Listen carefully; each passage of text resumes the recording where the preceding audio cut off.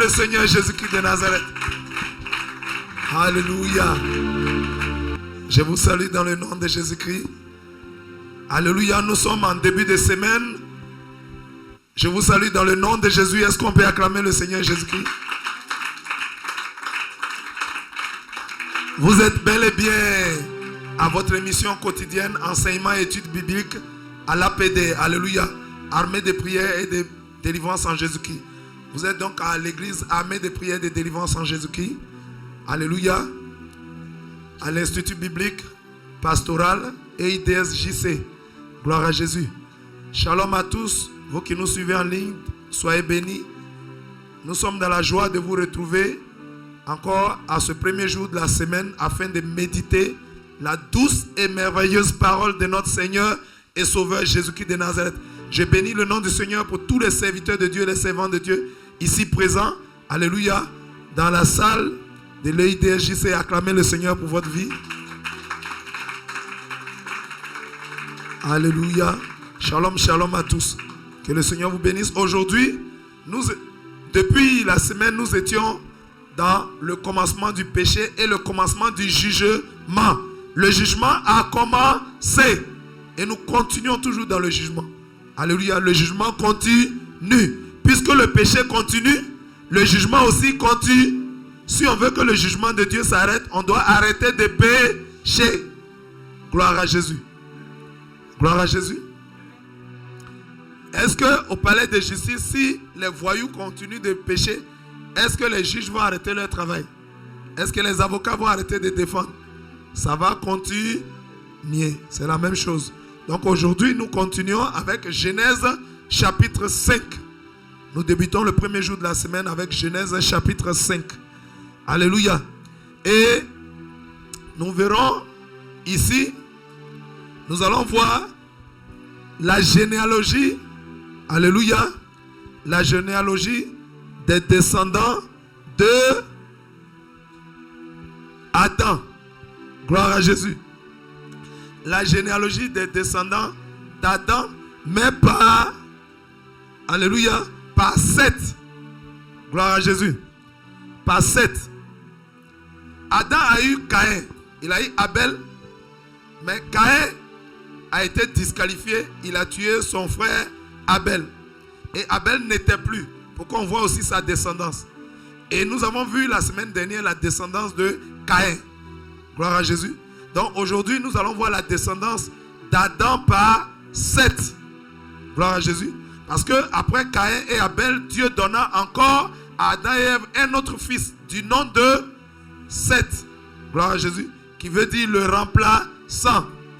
Seth veut dire le don de Dieu pour remplacer. Alléluia. La Bible dit en Jean 3 verset 16, la Bible dit quoi? Alléluia. Dieu nous a donné qui? Le don que Dieu nous a fait. Dieu nous a donné son fils unique, Jésus-Christ de Nazareth, afin que quiconque croit en lui ne périsse point, mais qu'il ait la vie éternelle. Donc Dieu nous a fait un don.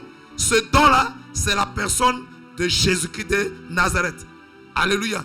Qui est le remplaçant de l'humanité à la croix du calvaire. Mais l'humanité ne pouvait pas porter ses péchés eux-mêmes. Parce que pour porter un péché, pour porter le péché de quelqu'un, il faut toi-même être sans péché. Pour prendre la place de quelqu'un, il ne faut pas avoir de péché. Gloire à Jésus. Amen.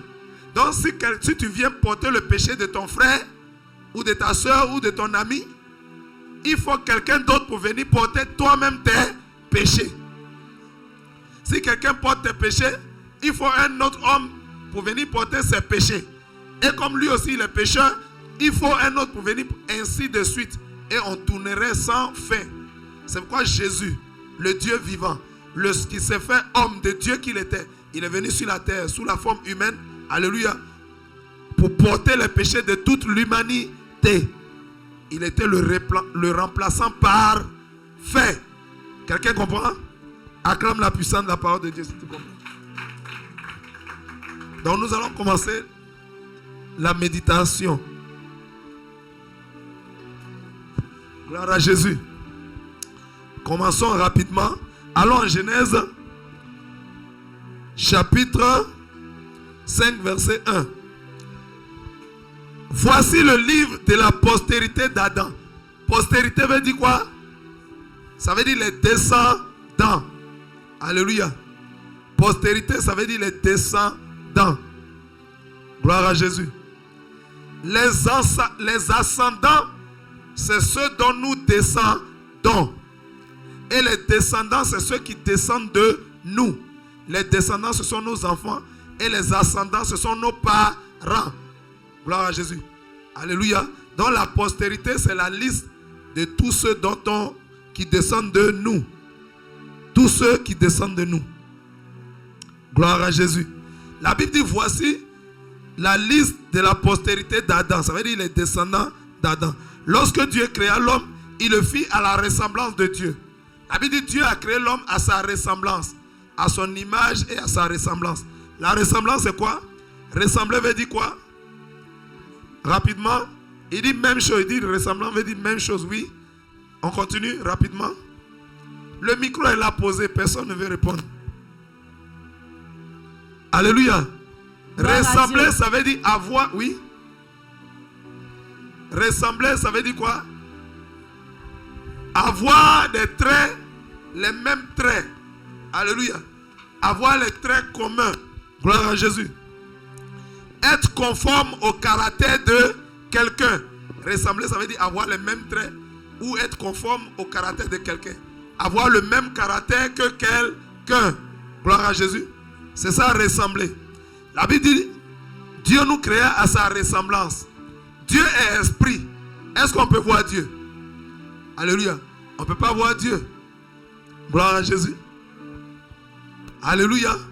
Donc, parce que Dieu est esprit. Les esprits sont invisibles. Sauf s'ils veulent se faire montrer eux-mêmes. Sinon, ils sont invisibles. Alléluia. Donc, il ne s'agit pas de traits physiques avec Dieu. Alléluia. Il s'agit de traits spirituels. La ressemblance, ça veut dire le caractère. Alléluia. Quel est le caractère de Dieu? Quels sont les attributs de Dieu? Alléluia. Oui. Dieu fait quoi?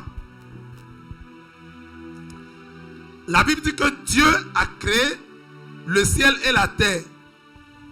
Alléluia. Dieu a fait quoi? A créé? Il a conçu ça. Alléluia. Et il a formé ça. Pour concevoir et pour former, pour fabriquer une chaise, pour concevoir, pour former, on fait quoi? On réfléchit, on pense. Donc notre Dieu pense. Dieu pense. Alléluia. Et nous, qu'il a créé à son image, à sa ressemblance, nous faisons quoi aussi? Nous pouvons penser. Nous pensons. Il nous a donné la faculté de penser. Il nous a donné la capacité de penser. Il nous a donné le pouvoir de penser. Gloire à Jésus. Amen, amen. Ensuite, qu'est-ce que Dieu fait aussi? Dieu, il peut choisir. Dieu a la faculté de choisir. Il a la puissance de choisir. Quand Caïn a fait son offrande, Dieu a fait quoi? Quand Abel a fait son offrande, Dieu a fait quoi? Entre les deux offrandes, Dieu a fait quoi? Il a choisi entre les deux. Il dit, moi je veux prendre ça. Ça là, je rejette, je ne veux pas. Dieu choisit. Dieu a la faculté de choisir. Est-ce que l'homme choisit aussi?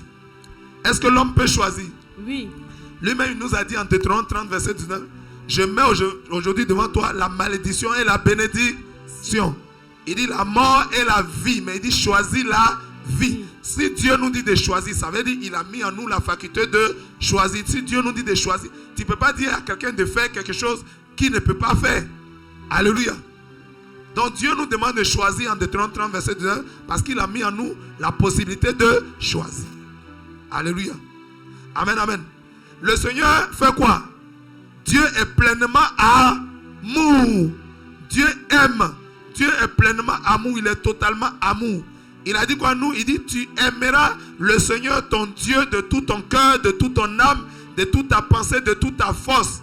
Et il a dit quoi? Tu aimeras ton prochain comme toi-même. Et il a ajouté, il est allé encore au-delà. Il dit tu aimeras ton prochain comme moi je vous ai aimé. Dieu dit d'aimer notre prochain comme nous-mêmes on s'aime là. Mais il dit mieux, plus encore, on doit aimer notre prochain comme lui, Dieu, il nous a aimés. Comment Dieu nous a aimés? Acclame le Seigneur. De quel amour Dieu nous a-t-il aimés? Alléluia, oui. Dieu nous a aimés d'un amour infini. D'un amour infini. De quel amour encore? Comment est l'amour de Dieu? Gloire à Dieu. Oui. Dieu nous a aimés d'un amour inconditionnel. Alléluia. Acclame la puissance de la parole de Dieu. Non seulement l'amour de Dieu est infini, mais il est inconditionnel. Où est l'amour des hommes? Un enfant, papa, je t'aime. Un enfant dit, papa, je t'aime. Papa, je t'aime. Dès qu'il a fini, il dit, hey, papa, mon biscuit là. Ah, donc c'est à cause des biscuits. Alléluia, c'est à cause des biscuits. Papa, je t'aime, je t'aime. Il dit, mais mon jouet là. C'est un amour intérêt. Gloire à Jésus. L'amour filios, l'amour entre les parents et leurs enfants. Alléluia. Amen, amen. Amen, amen. L'amour entre monsieur et madame. Comment l'homme appelle sa femme en général? Mon poulet rôti. Mon ceci, c'est là. Poulet, là, on veut quoi? On mange le poulet. Ça veut dire, c'est parce qu'il gagne quelque chose dedans. Alléluia. Les noms qu'il donne à sa femme, là, il gagne quelque chose. C'est un amour intérêt.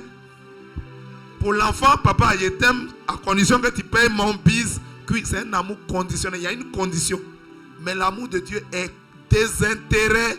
L'amour de Dieu est totalement désintéressé. C'est un amour sans intérêt.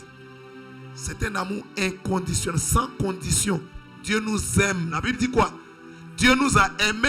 Voilà, la Bible dit, voilà comment Dieu prouve son amour envers nous. Alors que nous étions encore des pécheurs, Christ est mort pour nous.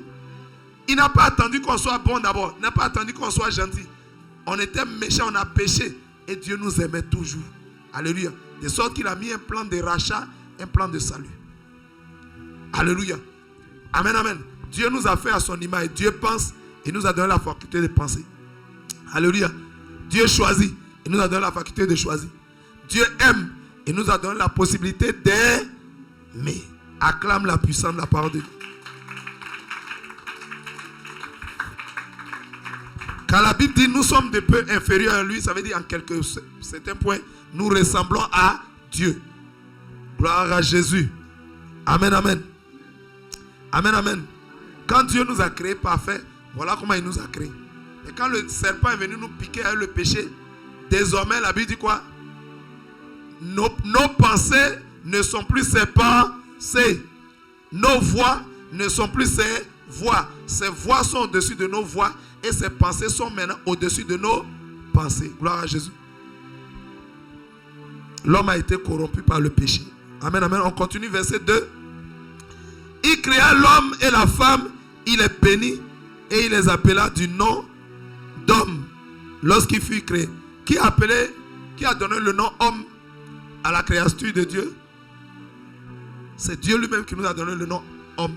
Maintenant le nom femme, qui a donné ça à Ève? C'est Adam. Acclame la puissance de la parole de Dieu. Nous lisons à partir du verset 3. Adam, âgé de 130 ans, alléluia, engendra un fils à sa ressemblance, selon son image, et lui donna le nom de Seth. On avait déjà vu Seth, on a déjà étudié Seth la semaine dernière. On ne va plus revenir là-dessus. Les jours d'Adam, après la naissance de Seth, furent de 800 ans, et il engendra des fils et des filles. Alléluia. Gloire à Jésus. Adam a eu comme enfant Caïn. Il a eu ensuite Abel. Après il a eu Seth. Alléluia. Genèse 5 verset 4 nous dit quoi? Après Caïn, Abel et Seth, Adam a eu encore beaucoup de fils et beaucoup de filles. Gloire à Jésus. La Bible ne dit pas leur nombre, mais la Bible dit après Caïn, Abel et Seth. Alléluia, qui était le remplaçant d'Abel. Dieu a donné à Adam encore plusieurs filles et plusieurs garçons. Gloire à Jésus. Alléluia. Amen, amen. Vous trouverez ça en Genèse 5, verset 4. Tous les jours qu'Adam vécut furent de 930 ans. Puis il mourut. 930 ans. Adam a vécu 930 ans. Et la Bible dit, Seth, âgé de 150 ans, engendra Enoch. Gloire à Jésus. Si on lit maintenant à partir du verset 4 alléluia, jusqu'au verset jusqu'au verset 23 et 24. Jusqu'au verset 23, il s'agit de la généalogie. Il s'agit des descendants. Tel engendra tant, tel enfanta tant, tel engendra tant. Qu'est-ce que la généalogie nous amène à comprendre? Je pense qu'on doit lire ça. On va lire rapidement la généalogie, rapidement, vous allez comprendre. 7, à partir du verset 6, 7 âgé de 150 ans engendra Enoch. 7 vécut après la naissance d'Enoch 800 ans. Et il engendra des fils et des filles. Tous les jours de 7 furent de 912 ans. Puis il mourut. Enoch, âgé de 90 ans, alléluia, engendra Kenan. Enoch vécut après la naissance de Kenan 815 ans. Et il engendra des fils et des filles. Est-ce que vous voyez? Il s'agit de la généalogie. Si on lit jusqu'au verset 23, en fait, alléluia, nous nous rendons compte que, alléluia, nous nous rendons compte de quoi? Les descendants d'Adam par 7.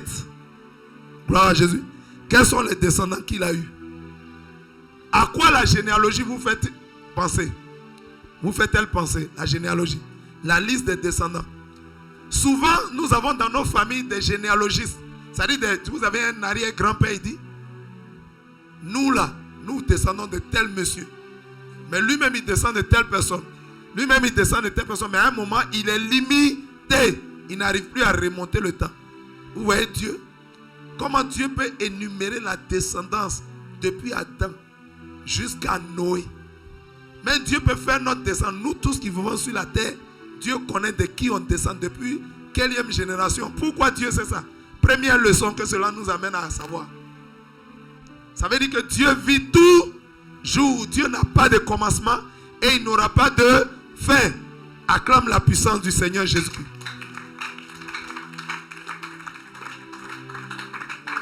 Plus nous étudions Dieu, plus nous arrivons, alléluia, à pouvoir appréhender, pouvoir approcher comment il agit, comment il réagit, comment il veut qu'on fasse.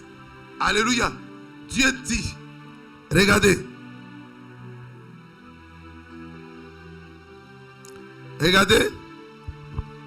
Adam, alléluia, lorsque le Seigneur nous parle de généalogie, ça nous montre que c'est Dieu qui a créé l'homme encore. Amen. Et ça nous montre qu'il maîtrise l'homme. Et ça nous montre que Dieu n'a pas de commencement, il n'aura pas de fin. Les hommes naissent, les hommes vivent, ils grandissent, alléluia, ils deviennent adultes, ils vieillissent et ils passent. Mais Dieu est toujours là. Les hommes naissent, ils grandissent, ils vivent, ils vieillissent et ils passent. Mais Dieu est toujours là. Les hommes naissent, ils grandissent, ils vieillissent, ils passent. Mais l'Éternel Dieu est toujours présent. Il n'a ni commencement ni fin, il ne passe pas et il ne sera jamais dépassé. Est-ce que quelqu'un comprend la généalogie? La généalogie nous enseigne que Dieu est toujours le même. Il ne passe jamais. Les hommes naissent, mais Dieu est toujours là. Les hommes vivent, ils vieillissent. Dieu est toujours là. Et dans la généalogie aussi, Dieu donne les noms de tous tes ascendants. Un homme peut faire, mais à un moment, il sera limité. Mais Dieu va faire la généalogie de toute l'humanité. Gloire à Jésus-Christ de Nazareth. Acclame le Seigneur. Non seulement Dieu donne le nom de tes descendants, mais Dieu connaît l'âge de tous les hommes. Combien d'années tu as vécu? Ton arrière-grand-père, il est mort à quel âge?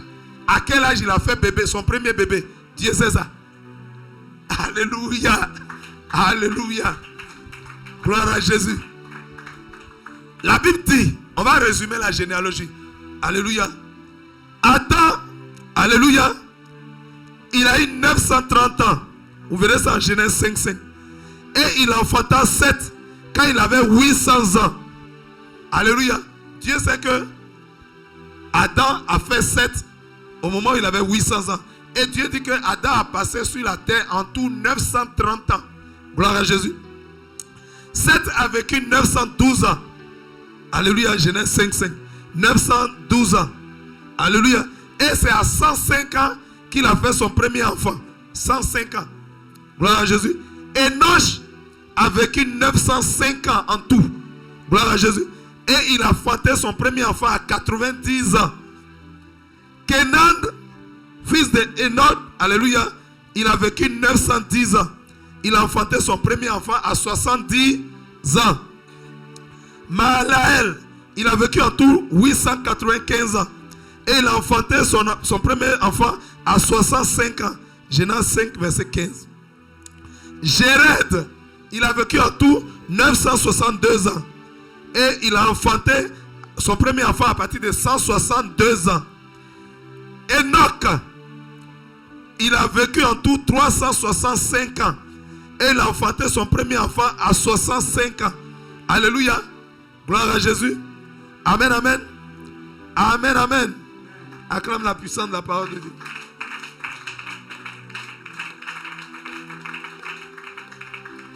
Gloire à Jésus. Alléluia. Continuons la généalogie. La Bible dit Noé était âgé de 500 ans et il engendra Sem, Cam et Japheth. Quelqu'un comprend? Dieu connaît le nombre d'années que tu as passé sur la terre. Dieu sait le nombre d'années que tu passeras sur la terre. Quand tu fais ton premier enfant, Dieu connaît l'année. Quand tu fais ton deuxième enfant, Dieu sait. Quand tu fais ton cinquième enfant, Dieu est au courant. Alléluia. Dieu sait quand l'enfant va commencer, quand il va quitter la terre. Dieu sait quand tous les hommes sont venus sur la terre, parce que c'est lui qui nous envoie et il sait quand on quitte la terre. Qu'est-ce que la généalogie vous enseigne? La généalogie nous enseigne quoi? Alléluia. Alléluia. Enoch a enfanté à 65 ans. Methuselah, il a vécu 969 ans sur la terre. Vous verrez ça en Genèse 5, verset 27. Methuselah. D'autres versions l'appellent, alléluia, Mathusalem. Il y a d'autres versions de la Bible. Quand vous voyez Mathusalem, il s'agit de Methuselah. Gloire à Jésus. Il a vécu 969 ans. Alléluia.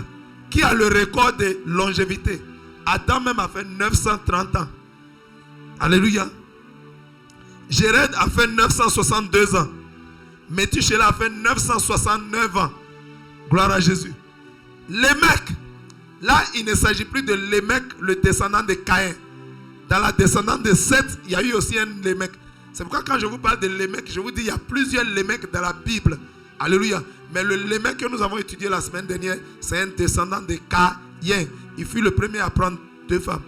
Le Lémec, le descendant de Seth, alléluia, lui, il a vécu 777 ans. 7, 7, 7. Alléluia. La triple perfection. 7, 7, 7. Il a vécu en tout 777 ans. Gloire à Jésus. Mais il a fait son premier enfant à 182 ans. Gloire à Jésus. Les mecs, quand il a engendré un fils, quand les mecs a fait 777 ans, le fils, alléluia, de Seth, le descendant de Seth, alléluia, c'est lui qui a été le père de Noé. Gloire à Jésus. Amen, amen. Quelqu'un a compris? Continuons les Écritures, on continue la méditation. Nous sommes maintenant, on passe directement au verset 24. La Bible dit, Enoch marcha devant Dieu, puis il ne fut plus. Parce que Dieu le prit. Qui a pris Enoch? Est-ce que Enoch a connu la mort? Enoch n'a pas expérimenté la mort. La Bible dit, Dieu le prit. Il s'agit de quoi? Il a été enlevé. Gloire à Jésus. Amen, amen. Tous les hommes passent par la mort. Mais il y a certains dans l'exception de Dieu qui ne passeront point par la mort. Dieu va les enlever. Le premier, alléluia, c'est Enoch. On a vu ici dans la lignée Enoch. Mais ça c'est Enoch. Gloire à Jésus. Amen, amen. Vous voyez, la Bible dit que Enoch marcha devant Dieu. Bien aimé. Alléluia. Quand la Bible dit Dieu a enlevé, Enoch n'a pas expérimenté la mort. Alléluia. Toi, est-ce que tu marches devant Dieu? Est-ce que tu marches devant Dieu? Alléluia. Les serviteurs de Dieu. Est-ce que tu marches devant Dieu? Oui. Tu connais Jésus, tu marches devant Dieu. Acclame le Seigneur. Jésus a dit quoi? Il dit tous ceux qui croient en moi. Alléluia. Même s'il meurt, il vivront. Alléluia. Amen. Il dit tous ceux qui croient en moi, s'ils meurent, ils vivront. Toi, tu crois en Jésus, mais tu ne crois pas. Si tu crois, tu vas vivre.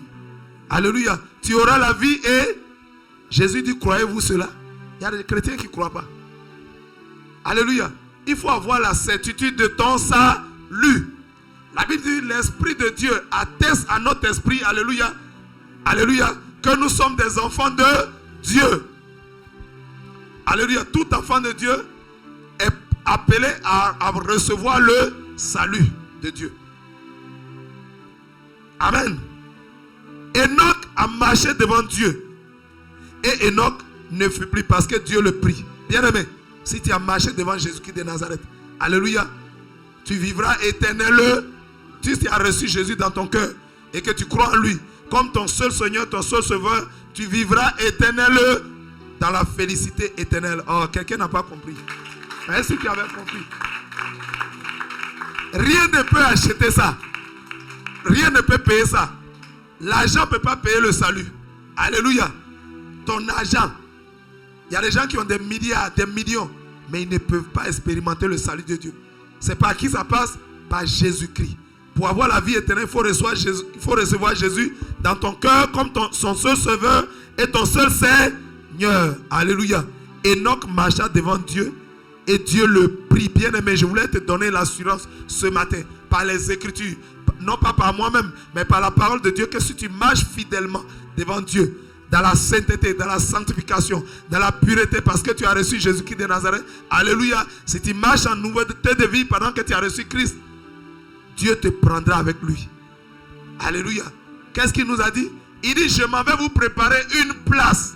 Dieu te prendra avec lui. Je m'en vais vous préparer une place.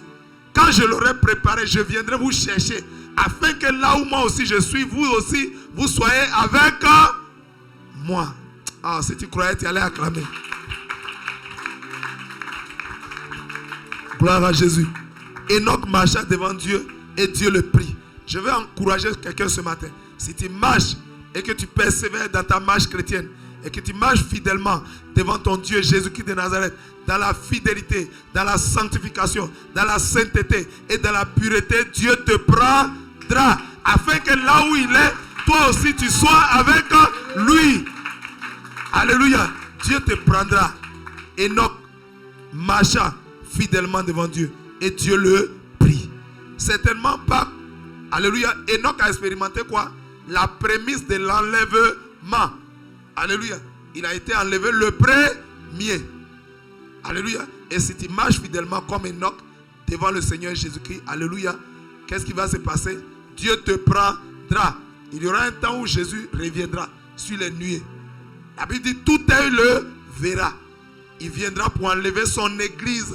Mais Jésus ne vient pas prendre n'importe quelle église. Il vient prendre son épouse. Une église sans tache, une église sans ride, une église irrépréhensible, une église irréprochable. Acclame la puissance de la parole. Si tu crois, tu verras la gloire de Dieu. Alléluia. Allons-y en Genèse 25. Il dit, Methushélah, âgé de 187 ans, engendra Lémec. Methushélah vécut après la naissance de Lémec 782 ans. Il engendra des fils et des filles. Tous les jours de Methushélah fut de 969 ans. Puis, il mourut. Alléluia. Lémec, âgé de 182 ans, engendra un fils. Il lui donna le nom de Noé.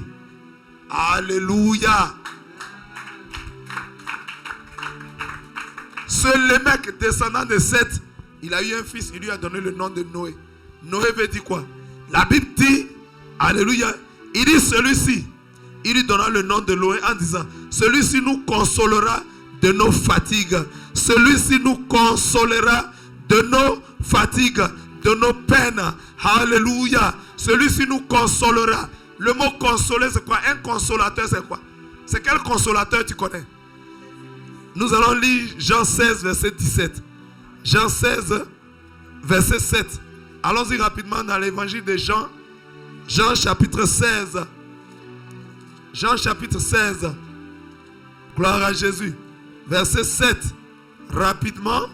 Cependant, je vous dis la vérité. Il vous est avantageux que je m'en aille.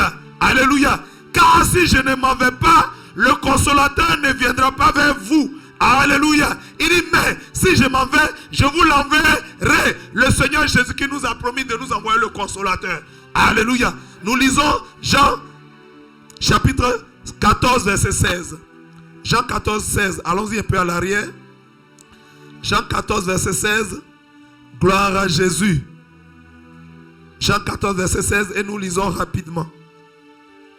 Nous lisons les Écritures. La Bible dit, et moi, je prierai le Père et il vous donnera un autre consolateur. Alléluia. Afin qu'il demeure éternellement avec vous. L'esprit de vérité. Acclame la puissance de la parole de Dieu. Regardez. Gloire à Jésus. Quand le mec fait son fils, il appelle le consolateur. C'est celui-là qui va nous consoler de nos fatigues, de nos peines, de la terre que l'Éternel Dieu avait maudite. Il appelle le consolateur. Qui est le consolateur que tu connais? C'est le Saint-Esprit. Le consolateur, c'est le Saint-Esprit. Le Saint-Esprit, c'est qui? C'est l'Esprit de Jésus-Christ. Alléluia. Donc ton esprit, c'est qui? Il dit, il vous enverra un autre consolateur. Ça veut dire, est-ce que quand Jésus était sur la terre physiquement, humainement sur la terre, avec nous, est-ce qu'il ne consolait pas les veuves, les affligés, les oppressés, les persécutés? Jésus les consolait. Donc il dit, mon esprit va venir pour continuer la consolation, l'œuvre de consolation. Donc Jésus est le premier consolateur. Donc le mec fait son fils et il lui donne le nom de consolateur. C'est l'image de qui? Noé était la préfiguration de Jésus-Christ de Nazareth. C'est pourquoi Dieu lui a dit qu'il faut bâtir un bateau. Le bateau qu'il a bâti, c'était encore la préfiguration de Jésus. Quiconque va monter dans le bateau de Dieu aura la vie sauve. Quiconque montera dans ce bateau aura la vie éternelle. Alléluia. Parce que Noé qui bâtit ce bateau, c'est le consolateur. C'est Jésus-Christ de Nazareth lui-même. Alléluia. Noé, c'est Jésus-Christ de Nazareth. Gloire à Jésus. Nous allons terminer. Vous voyez que Genèse chapitre 5 n'est pas long. Ce n'est pas du tout long. Alléluia. Acclame le Seigneur encore si tu reçois quelque chose. Dans le verset 29, il dit, il lui donna le nom de Noé en disant, celui-ci nous consolera de nos fatigues et du travail pénible de nos mains. Alléluia. Un consolateur, c'est celui-là qui vient te soutenir. Alléluia. Un consolateur, c'est celui-là qui vient t'apporter de l'aide. Il vient t'aider. Alléluia. Et c'est Jésus-Christ qui est notre aide. Il est notre consolateur. C'est pourquoi il a dit, je vous enverrai un autre consolateur. Quand on dit un autre, ça veut dire moi-même, je suis déjà un consolateur. Je suis le premier consolateur. Jésus est le premier consolateur de l'humanité. Il consolait les veuves, les affligés, ceux qui avaient perdu leurs enfants.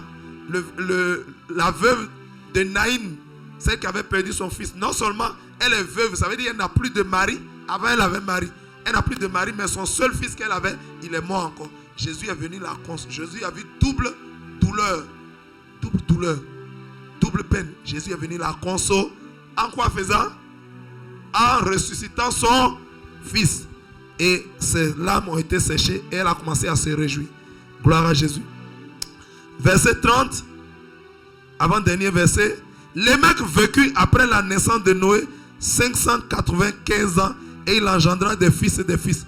Tous les jours de Lémec furent de 777 ans, puis il mourut. Alléluia. Noé, verset 32 enfin. Noé, âgé de 500 ans, alléluia, engendra Sem, Cam et Japhet. Est-ce que quelqu'un peut acclamer la puissance de la parole? Nous avons vu la descendance d'Adam par Seth jusqu'à Noé.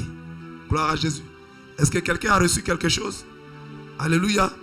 En conclusion, nous voyons que en étudiant aujourd'hui la première généalogie de la Bible, nous aurons tout le long de la Bible à étudier des généalogies. Alléluia. C'est-à-dire la liste des ascendants, la liste des descendants. Quand nous allons étudier ça à chaque fois, alléluia, nous verrons la puissance de Dieu. La généalogie vous amène à comprendre quoi? Que Dieu est éternel. La généalogie vous amène à comprendre quoi? que l'homme passe. L'homme naît, vit et passe, mais Dieu demeure éternellement. La généalogie nous amène à comprendre que Dieu sait tout. Dieu voit tout. Dieu connaît tout. Il connaît l'âge que tous les hommes vont passer sur la terre. Pourquoi il connaît ça? Parce que c'est lui qui a fixé dans la règle. Dans l'exception, si Dieu fixe ton âge et que tu pratiques le péché, tu te plais dans le péché, tu vas diminuer ton âge. Alléluia. Tu risques de mourir précocement. La mort précoce, c'est la mort avant ton temps que Dieu a fixé. Gloire à Jésus. La généalogie, enfin, nous amène à connaître que Dieu, alléluia, Dieu sait comment l'homme commence, il sait comment il termine. Acclame la puissance de la parole de Dieu. Est-ce que quelqu'un a reçu quelque chose aujourd'hui? On a fini, nous venons de finir d'étudier le livre de Genèse, chapitre 5. Alléluia. Amen, amen. Si quelqu'un a compris, alléluia, oui, allons-y. Question? Micro, rapidement, micro. Allons-y rapidement. Amen. Oui. Alléluia. Il y a une question que je veux savoir, papa. Amen. C'est par rapport à Caïn. Oui. Chapitre 4, verset 17. La Bible dit Caïn connut sa femme. Donc j'aimerais savoir sa femme là, c'était qui? Gloire à Jésus. Acclamons la puissance de la parole de Dieu. Elle veut savoir, Caïn connut sa femme. La femme de Caïn là, c'était qui? Très bonne question, puissante question. Alléluia. Amen, amen. Écoutez attentivement. Nous allons prendre Genèse 5, verset 4. Genèse 5, verset 4. On va lire ça rapidement. Nous allons répondre à cette question par l'Esprit de Dieu. Genèse 5, verset 4. Nous lisons rapidement. Les jours d'Adam, après la naissance de Seth, furent de 800 ans. Et il engendra des fils et des filles. Acclame la parole du Seigneur. La Bible dit, les jours d'Adam, Dieu a donné le nombre de jours que Adam a passé. La Bible dit, il a engendré encore des fils et des filles. Quel était le premier fils d'Adam? Caïn. Le deuxième, Abel. Le troisième, Seth. Mais la Bible dit, après ces trois enfants, il a engendré encore plusieurs fils et des filles. Vous savez, l'Éternel, notre Dieu, il est le créateur de toutes choses. Alléluia. Mais vous verrez, plus nous étudions Dieu, plus nous arrivons à connaître comment Dieu fonctionne, comment Dieu agit. En fait, c'est parce que Dieu veut qu'on le comprenne. Amen. On n'étudie pas Dieu, mais Dieu veut qu'on comprenne sa nature pour que nous puissions faire comme lui. Gloire à Jésus. Vous allez voir que l'Éternel, notre Dieu, a toujours la même manière d'agir. Il ne change pas. Amen, amen. Quand il a créé Adam, il a créé Ève, il a dit quoi?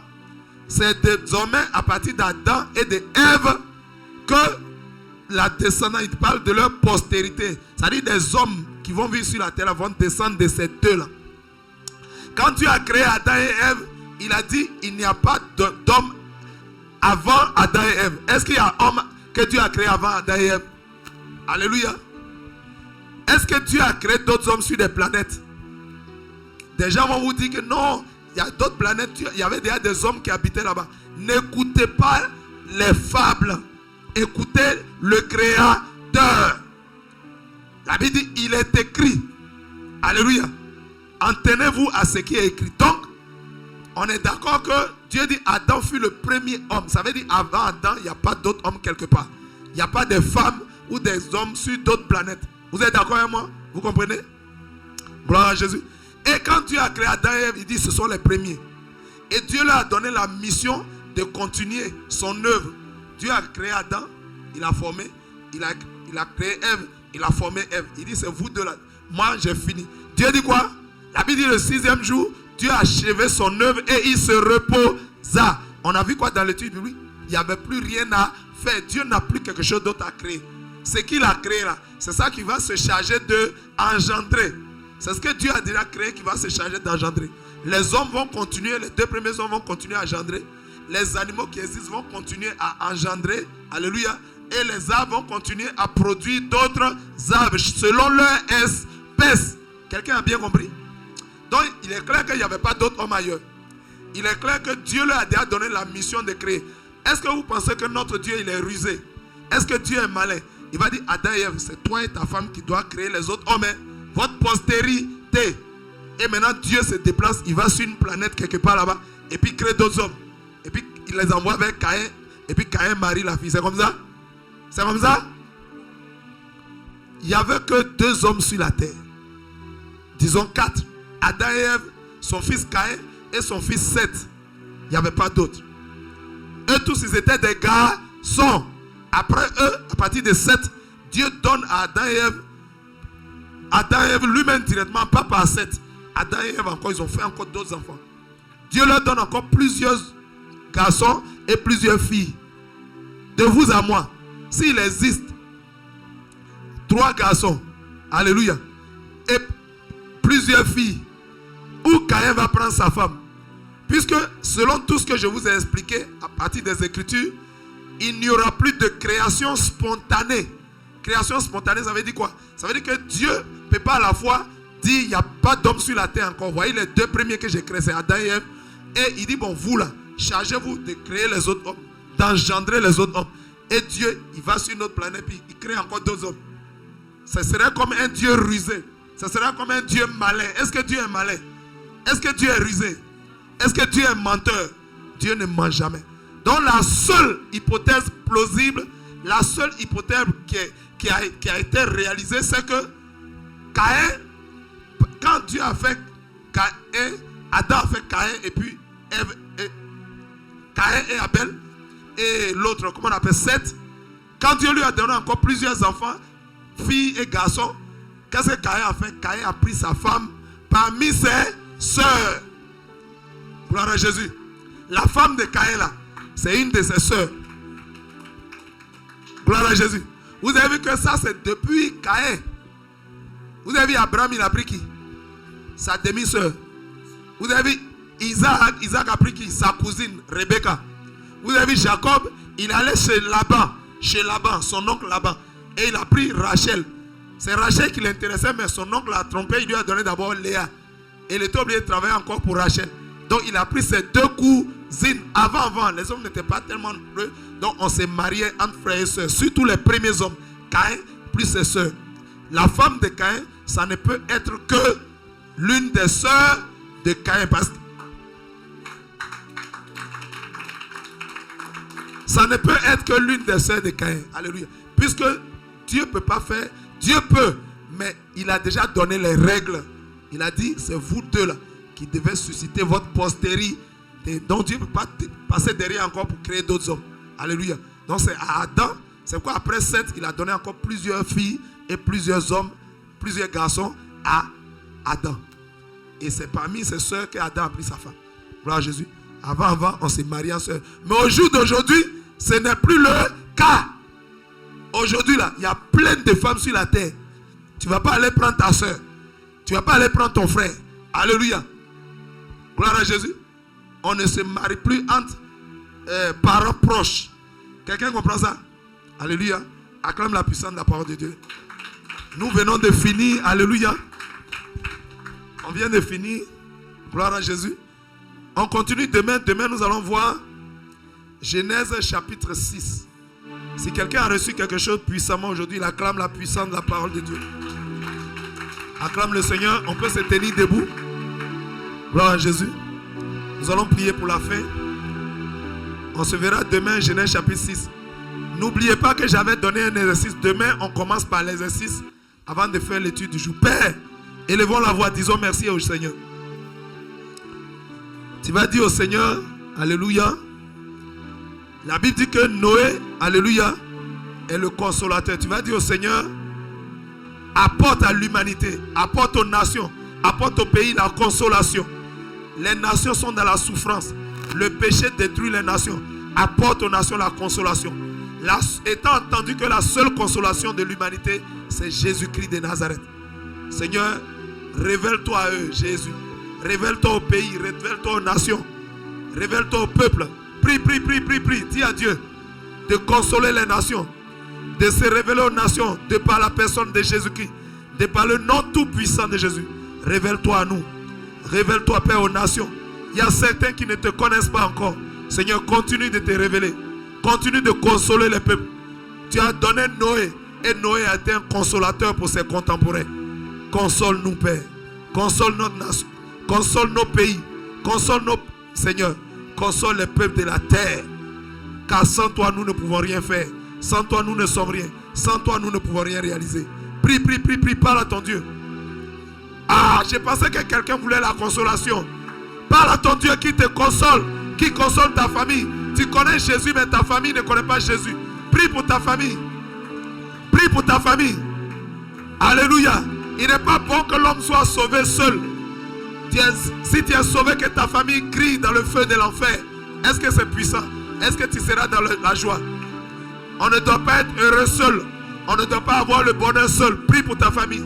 Dis à Dieu de se révéler à ta famille, de se révéler à ton peuple. Alléluia. Afin d'apporter la consolation. Noé est un consolateur. Jésus-Christ est le consolateur par excellence. Jésus-Christ est le consolateur par excellence. Père, console-nous au nom puissant de Jésus. Merci parce que tu consoles nos nations, nos pays. Alléluia, nos continents. Tu consoles les hommes, car sans toi, les hommes sont égarés. Sans toi, Jésus, les hommes sont perdus. Sans toi, Jésus-Christ de Nazareth, les hommes sont égarés. Les hommes connaissent le tourment et l'enfer et la souffrance et la mort. Console-nous, aide-nous, Père, car sans toi, nous ne sommes rien. Nous ne pouvons rien faire sans toi. Au nom puissant de Jésus. Quelqu'un acclame le Seigneur. Demeurez bénis. Shalom. À demain. À demain. Que Dieu vous bénisse.